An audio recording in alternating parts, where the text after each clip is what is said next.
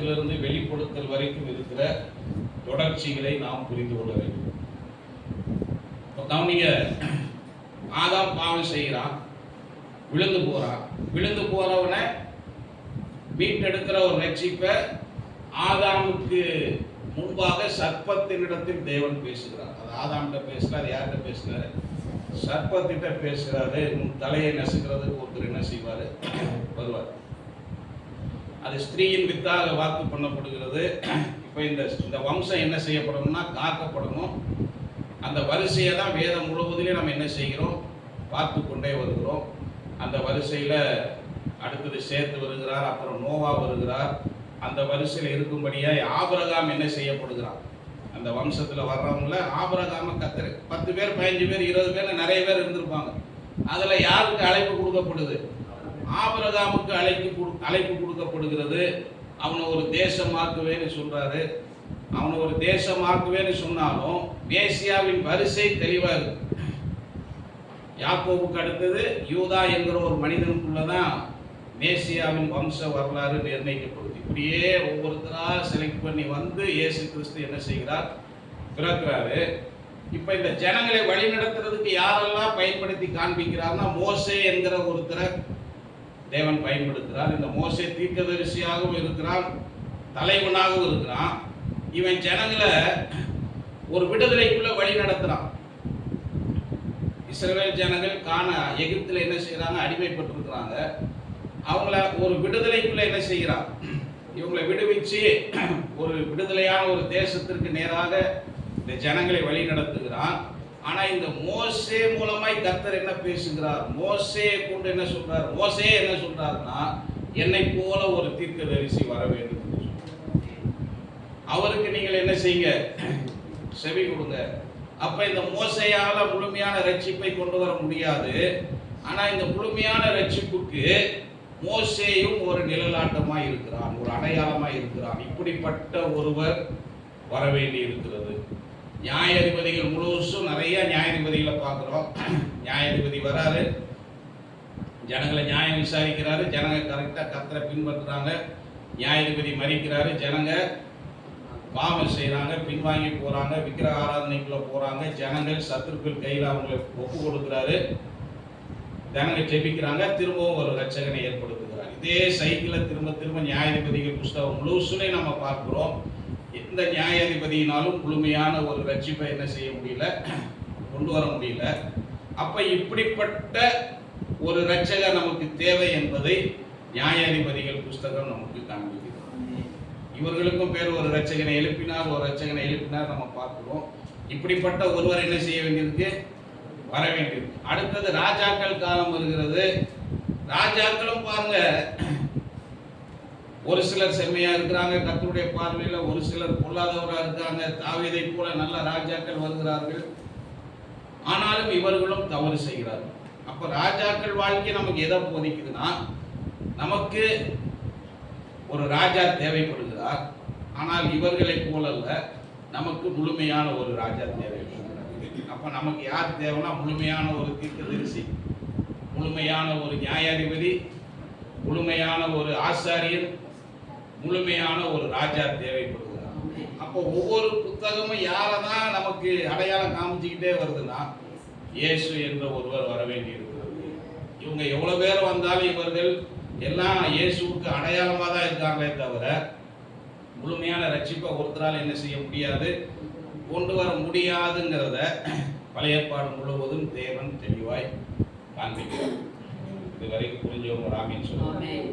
2 ராஜாக்கள் புஸ்தகத்திற்கு நான் உங்களுக்கு ஒரு அறிமுகம் கொடுக்கிறேன். தேவன் ஆரம்பத்திலிருந்தே இவங்கிட்ட ஒரு வார்த்தை சொல்லிட்டே இருக்கிறாரு. நான் உங்களுக்கு ஒரு தேசத்தை கொடுக்குறேன், அந்த தேசத்துல வாழ்றதுக்கு அவரு பிரமாணங்களையும் கொடுத்திருக்கிறாரு. இது தேவனால் கொடுக்கப்பட்ட தேசம், இது தேவனுடைய தேசம். தேவன் எப்படி சொல்றாரோ அப்படிதான் அங்க வாழணும். ஏன்னா அவர் என்ன சொல்றாருன்னா, என்னை ஆராதிக்கும்படி என் குமாரனை போக விடு. எகிப்து ராஜாட்ட என்ன சொல்றாரு? அவங்க கானான் தேசத்துல போய் பாலும் தேனும் குடிக்க வேண்டியிருக்குப்பா, அவங்க அனுப்பிவிடுங்கன்னு சொல்லல. அங்க போய் என்ன செய்யணுமா? எதுக்கு அப்ப தேசத்தை கொடுத்தாரு? ஐயா அங்க சௌகரியங்கள் இருக்கு, கட்டாத வீடுகளை கொடுக்க போறாரு, தோண்டாத துறவுகளை கொடுக்க போறாரு, நடாத திராட்சை தோட்டங்களால் என்ன செய்ய போறாரு, எல்லாமே கொடுக்குறாருங்க. நோக்கம் என்ன? நிம்மதியா சாப்பிட்டு படுத்து இலைப்பாறுதல் இருக்கு, நான் இல்லைன்னு சொல்ல. ஆனா நோக்கம் என்னன்னா, நீ செய்ய வேண்டியதை கரெக்டா செஞ்சினா இதுக்கு பின்னாடி இருக்கிறதெல்லாம் கரெக்டா இருக்கும். ஆராதனை இவன் கரெக்டா செஞ்சிருந்தானா பாலையும் தேனையும் குடிச்சிட்டு அவன் வீட்டு திராட்சை தோட்ட நிழல்ல ஒய்யாரமா என்ன செஞ்சிருக்கலாம், நிம்மதியா என்னாலும் வாழ்ந்திருக்கலாம். செய்ய வேண்டியதை செய்யாததுனால கர்த்தர் அந்த ஒருவேளை ஆகாரத்திற்கு இவர்கள் அலைய விட்டார். அதான் நடந்துச்சு. வனாந்தரத்துல கூடாரத்திலிருந்து வெளியில வந்து நின்னா தலை மேல வந்து நின்னா உழுது. ஆனா இந்த ஒருவேளை சாப்பாட்டுக்காக எகிப்திலே இவங்க என்ன செஞ்சாங்கன்னா அடிமைகளாக வேலை செய்தார். நாள் முழுச வேலை செஞ்சா அவன் சோறு கொடுப்பான், நைல் நதியில தண்ணி கிடைக்கும். ஆனா கர்த்தர் அந்த பிரமாணத்தை மாத்துற, நீ ஏன் பின்னாடி வந்தீங்கன்னா நீ காலையில வெளியில வந்து நிற்கும் போதே அவன் தலை மேல என்ன வந்து விடும், தண்ணீருக்கு அவர் கற்பாறையை பிளந்து உனக்கு என்ன செஞ்சிருவார். ஒரு பிரமாணத்தை இந்த ஜனங்களுக்கு கர்த்தர் என்ன செய்கிறார், அப்படியே கொண்டு போய் ஒரு தேசத்திலே அவர்களை இறக்குறார். 40 வருஷம் இவ்வளவு அழகா வனாந்தரத்தில் அவங்களை நடத்தி காமிச்சு ஒரு தேசத்தையும் இவர்களுக்கு கொடுத்த ஒரே ஒரு பிரமாணம் என்னன்னா, கடைசி வரைக்கும் முழு இருதயத்தோடு நீ என்ன செய்யணும், ஆராதிக்கணும். அந்த ஆராதிக்கிறதுக்கு உண்டான பிரமாணங்கள் எல்லாவற்றையும் கொடுக்குறார். ஆசரிப்பு கூடாரம் எப்படி இருக்கணும், ஆசாரியர்கள் எப்படி இருக்கணும், வாழ்கிற ஜனங்கள் எப்படி இருக்கணும், தலைவர்கள் எப்படி இருக்கணும், எப்படி கர்த்தரை ஆராதிக்கணும், என்னென்ன பட்டணங்கள் இருக்கணும், எப்படி அடைக்கல பட்டணங்கள் எல்லாத்தையும் வகுத்து என்ன செய்யறாரு, இவ்வளவு தெளிவான பிரமாணங்களை கொடுக்கிறாரு. ஏன்னா எல்லாவற்றுக்கும் ஒரு நோக்கம் இருக்கிறது. தேவன் நோக்கம் இல்லாம நம்மையும் சிருஷ்டிக்கல, நோக்கம் இல்லாம கானான் தேசத்தையும் கொடுக்கல. ஒரே ஒரு நோக்கம் தான், முழு இருதயத்தோடு இந்த தேவனை நாம் என்ன செய்ய வேண்டும். இதை தான் ஆரம்பத்திலிருந்து சொல்லிக்கிட்டே இருக்காரு. நீங்க பாவம் செஞ்சீங்கன்னா பஞ்சங்களை சந்திப்பீங்க, யுத்தங்களை சந்திப்பீங்க, முடிவா ஒரு நாள் என்ன செய்யப்படுவீங்கன்னா சிறைகளாக கொண்டு போகப்படுவீர்கள். அப்படிங்கிறத வரைக்கும் என்ன செஞ்சாச்சு, முதல்ல பிரமாணத்தை கொடுக்கும் போதே கொடுத்தாச்சு.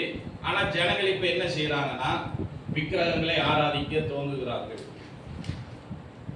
குற்றமில்லாத ரத்தத்தை தேசத்துக்குள்ள என்ன செய்யறாங்க, சிந்துறாங்க. தேவனுக்கு பிரியமில்லாத காரியங்களை செய்யறாங்க. இது 2 ராஜாக்கள் புஸ்தக நாட்களையும் தொடர்கிறது. அப்ப தேவன் என்ன செய்கிறார், எலியா எலிசாவை கொண்டு இந்த ஜனங்களை தேவன் தொடர்ந்து எச்சரிக்கிறார். 2 ராஜாக்களை நம்ம என்ன பார்க்கிறோம், 1 ராஜாக்கள் ஏற்கனவே எலியாவின் சம்பவம் நிறைய நடந்துச்சு. இங்க 2வது அதிகாரம் வரைக்கும் தான் எலியா இருப்பாரு. 2 ராஜாக்கள்ல எலியா மற்றும் எலிசாவை கொண்டு தேவன் இந்த ஜனங்களை தொடர்ந்து எச்சரிக்கிறார். பாவம் செய்யாதீங்க, விக்கிரகங்களை ஆராதிக்காதீங்க, கர்த்தரை ஆராதிங்க என்று சொல்லி தொடர்ந்து இந்த ஜனங்களோடு பேசுகிறார். ஆனால் ஜனங்கள் செவி கொடுக்கவில்லை. இவர்கள் தொடர்ந்து பாவம் செய்யறாங்க, தொடர்ந்து விக்கிரகங்களுக்கு ஆராதனை செய்யறாங்க. அதனால இந்த புஸ்தகத்தினுடைய அறிமுகத்தை நான் உங்களுக்கு சொல்றேன். அதனால இந்த 2 ராஜ்யங்களையும், அதாவது இஸ்ரவேலும் ஒரு ராஜ்யம், யூதேயாவும் ஒரு ராஜ்யம், பிரிக்கப்பட்ட 2 ராஜ்யங்கள், 2 தேசங்களா இப்ப இருக்கு. இந்த 2 தேசங்களையும் கர்த்தர் புறக்கணித்தார். கர்த்தர் சத்துருக்களுடைய கையில் என்ன செஞ்சாரு, ஒப்பு கொடுத்தார். யார் கையில் ஒப்பு கொடுத்தார், இஸ்ரவேலரை அசீரியாங்கிற ஒரு ராஜாட்ட ஒப்பு கொடுத்தாரு. யூதேயா தேசத்தை பாபிலோன் என்கிற ஒரு ராஜ்யத்தினிடத்தில் ஒப்பு கொடுத்தார். இது எப்ப நடந்துச்சுன்னா கிமு 722 இஸ்ரவேல் அசீரியாவிடம் ஒப்பு கொடுக்கப்பட்டது. 722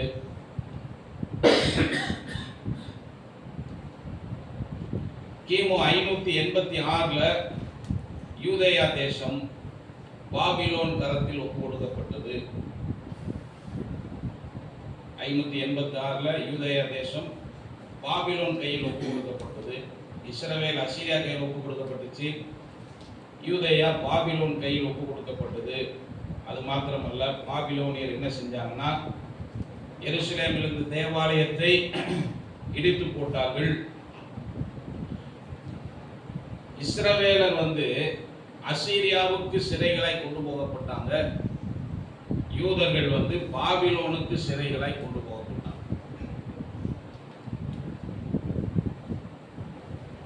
அப்ப இந்த அறிமுகத்துல நமக்கு கிடைக்கிற பாடம் என்னன்னா, கீழ்ப்படிதல் ஜீவனையும் கலகம் நியாய தீர்ப்பையும் கொண்டு வரும். கீழ்ப்படிதல் ஜீவனையும், ஜீவனை அப்படின்னு போடும் போதே பிராக்கெட்ல வாழ்க்கையும் போடுங்க. கீழ்ப்படிதல் நமக்கு என்ன செய்யுதுன்னா, நல்ல ஒரு வாழ்க்கையை பெற்று தருகிறது. நாம எப்படி வாழணுங்கிறதை தேவன் தீர்மானிக்கிறார். அந்த வாழ்க்கைக்கு நம்மை நாம் ஒப்பு கொடுக்கும் போது நாம் தேவனுடைய ஆசீர்வாதங்களுக்கு ஏற்றவர்களாக மாறிவிடுவோம். கீழ்ப்படிதல் ஜீவனையும் கலகம் நியாய தீர்ப்பையும் கொண்டு வரும். ஆனால் இந்த புஸ்தகம் இப்படி ஒரு நியாய தீர்ப்போடு முடியலங்க. ஆனாலும் மீட்பை பற்றிய நம்பிக்கை உண்டாயிருக்கிறது. மீட்பை பற்றிய நம்பிக்கை உண்டாயிருக்கிறது.